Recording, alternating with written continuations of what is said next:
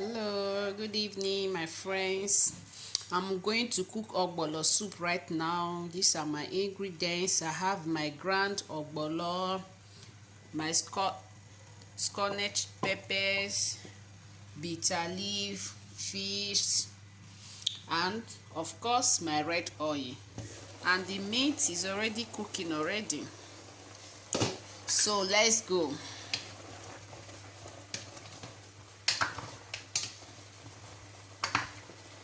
I'm going to add more water to the meat.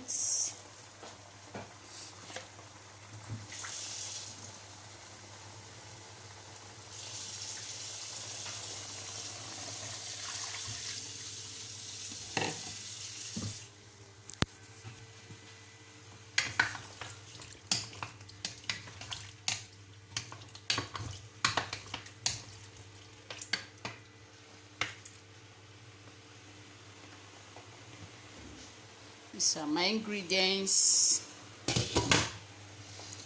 My meat is cooking. We are going to plant our red scorched pepper.